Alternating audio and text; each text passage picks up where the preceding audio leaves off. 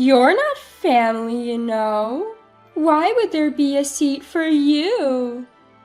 The first thing I heard when I arrived at Marie's wedding was this comment from my mother-in-law.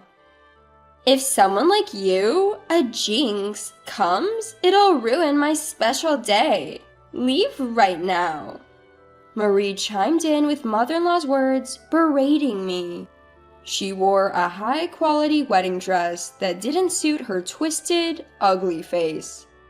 If I had known this would happen, I regretted accepting Marie's request that day. I'm Holly, 35 years old. I had been spending my days getting called by my neighborhood mother-in-law almost daily. She would dump all the housework and tedious chores on me, then complain about my work.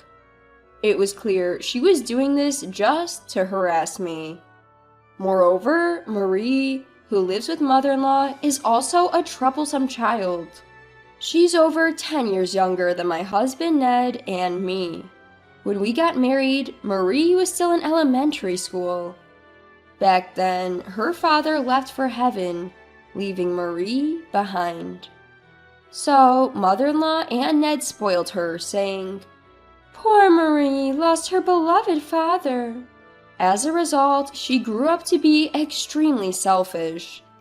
When Marie was a child, I was the only one who scolded and advised her, thinking it was not good for her education to always do as she said. But every time, Marie would fake cry, saying, "Sister-in-law's bullying me." Then, mother-in-law and Ned would take it seriously and blame me unilaterally, saying, "How could you do such a terrible thing to a child?" After repeating such things, I gave up disciplining Marie. Moreover, my husband never cautioned mother-in-law or Marie, no matter how badly they spoke about me. On the contrary, if I showed a little weakness or complained, he would make me the villain. "Mom is teaching you a lot, Holly. You're thinking too negatively. You can't become a real family like that."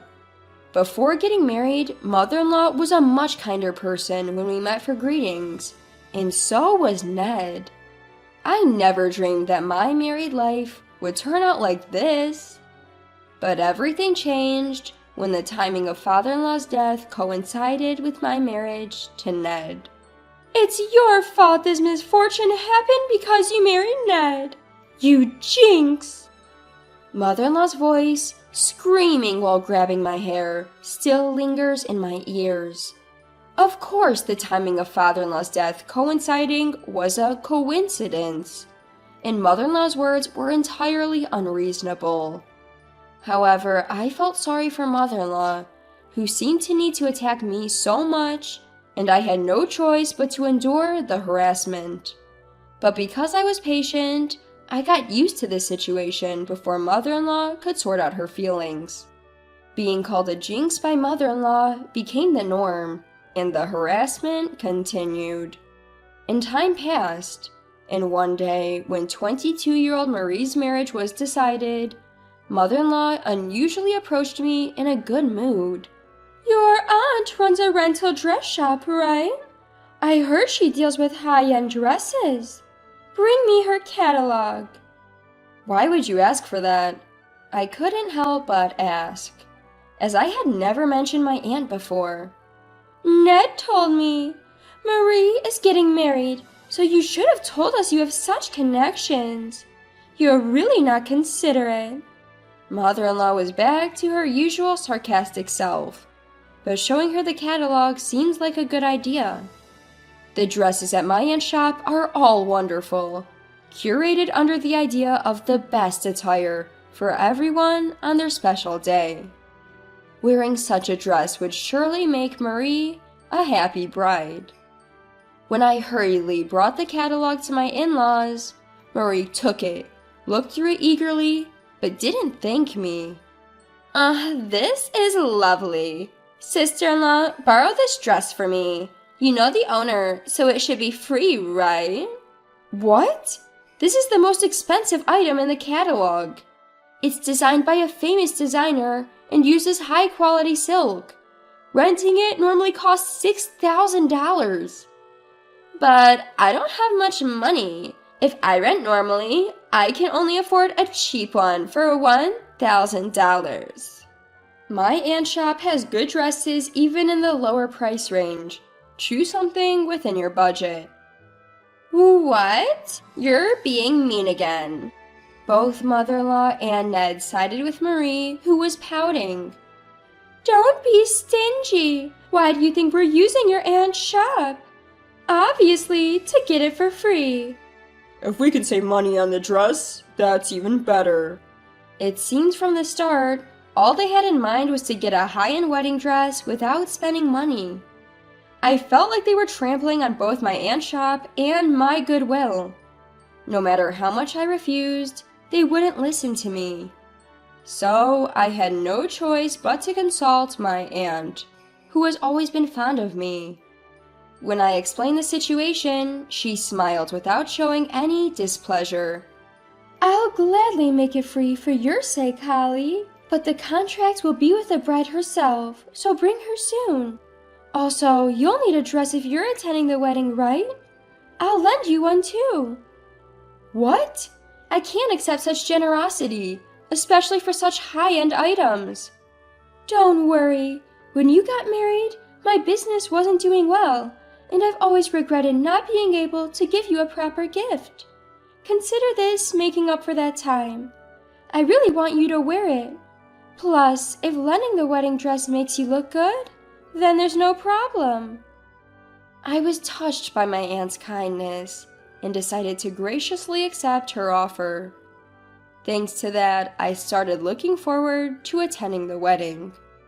However, on the day of the wedding, I wore the dress my aunt had lent me and headed to the venue with Ned.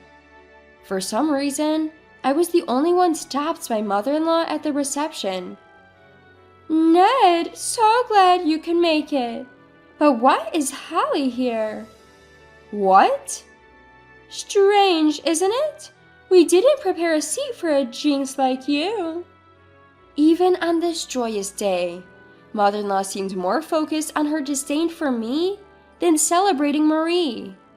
If I had an invitation, it would have been clear whether I was invited or not. But they had said, "Your family, so no need for an invitation." Wouldn't it be strange if I, as the sister-in-law, didn't attend? Well, you see, a daughter-in-law isn't family. Look at this. Mother-in-law smugly showed me the seating chart, and indeed, my name wasn't there. Unconvinced, I headed to the dressing room to confirm with Marie. Marie, sorry to bother you before the ceremony. Mother-in-law says there's no seat for me. That's a mistake, right? Are you kidding, sister-in-law? You thought you were invited? How audacious can you be? I was stunned. I hadn't expected that they'd actually not invite me, especially after demanding a free dress. Shocked and speechless, I returned to the reception, only to find mother-in-law and Ned had already gone inside. I had no choice but to go home alone. 2 days later, I visited my aunt's shop to return the dress. So, how was the wedding? She asked, her eyes shining. I bet you looked stunning in that dress. And the bride must have been beautiful too. Did you have fun? Tears filled my eyes at her kind words. I feel a mix of emotions, including frustration and feeling sorry for my aunt. Actually, I wasn't at the ceremony. They said I'm not family, so there was no seat for me. What? My aunt was shocked and speechless and looked at me as I wiped the tears from the corner of my eyes. My aunt hugged me tightly after whispering, "That must have been hard." The warmth of my aunt's arms made me cry even more. I didn't lend you that dress for you to be treated like this. What kind of people are they? Do I need to continue a marriage that upsets the people who care for me? This sudden thought changed my mind. I made a decision and proposed something to my aunt. The next day, upon hearing Marie was at my in-laws, I went to see her. Did you return the dress? It was so cute. Everyone said I looked beautiful. The ceremony was amazing. Too bad you couldn't attend. Marie, my sister-in-law who lives with my mother-in-law, is a real piece of work. Marie, I got this from my aunt. I'm passing it on to you. What's this? Wait, an invoice? For $6,000? What's going on here? That's right. My proposal to my aunt was to bill Marie for the cost of a dress. As expected, Marie crumpled the invoice and threw it at me, yelling loudly. You said it was free. This is a scam. If you're terrible, then your aunt is just as bad. Marie, did you forget? The dress rental was $6,000 from the start. We did agree not to charge you, but do you remember the terms? Marie looked dumbfounded. She was so excited about getting the dress for free that she didn't read the fine print. The agreement said to let Holly enjoy without worry. We won't charge for the dress. But you broke the terms by not even inviting me. So who's scamming who? What's wrong with sending an invoice?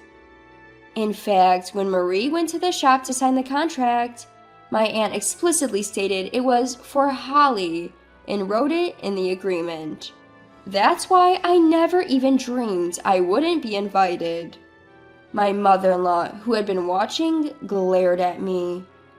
It was supposed to be free. You should pay for it. No way. Why would I? Standing up to my mother-in-law, Aunt Marie takes courage. But I thought of my aunt, who had been angry on my behalf, and firmly said no. I felt incredibly relieved and left their house after saying, please make sure to pay. A few days later, I checked with my aunt, and it turned out they had completely ignored the invoice. If they broke the promise, we can take legal action. But they might blame you, Holly, not me, my aunt said. I don't care what people who disregard me think. I've always known that my aunt is far more important. If my aunt can't be assertive for my sake, then I'll take action. First, I warned them, if you don't pay, we'll take you to court. But as I feared, neither Marie nor my mother-in-law took me seriously. No matter how many times I demanded payment, it was futile. But my aunt, who had been watching all this, decided to take them to civil court. It seems that while they thought they could push me around, they weren't so tough when faced with legal authority. Marie called me in a panic after receiving the court notice. What's this about a lawsuit? Suing your own family is insane. If you don't pay what you owe, it's possible to enforce payment through civil court. This is a legitimate process. Besides, I'm getting a divorce soon, so you're not my family anymore. I explained in a deliberately formal tone, but I could hear yelling on the other end of the line, so they clearly weren't convinced. Ignoring that, I hung up. Ned, who had been listening nearby, looked at me astonished. He never thought I'd be considering divorce. What do you mean, divorce? Exactly what you heard. Let's become strangers soon, I told him. I love you. Who's going to do the housework if you're not here? Please don't say things like that. Nothing he said moved me anymore. I was prepared to go to court to cut ties with people who were using and oppressing me. Realizing my resolve was unshakable, Ned reluctantly signed the divorce papers. I filed them and moved out immediately without telling him my new address. In all this chaos, Marie completely lost her husband's trust. She ended up getting divorced and moving back to her parents' home. Now the three of them live together, but since they had always dumped everything on me, none of them are good at housework. Their home is a mess, filled with dirty dishes and laundry. On top of that, they had to take on debt to pay for the dress. Turns out neither my mother-in-law nor Marie had any savings, especially after spending a fortune on the wedding. They had no way to prepare for the cost of the dress they thought was free. To avoid going to court, they hastily took out high-interest, sketchy payday loans. Now they're working around the clock to pay off their debt. As for me, I'm enjoying a relaxed life, far away from them. My aunt told me her shop is doing well, and she even plans to open a second location. She wants me to manage it, and I'm looking forward to it.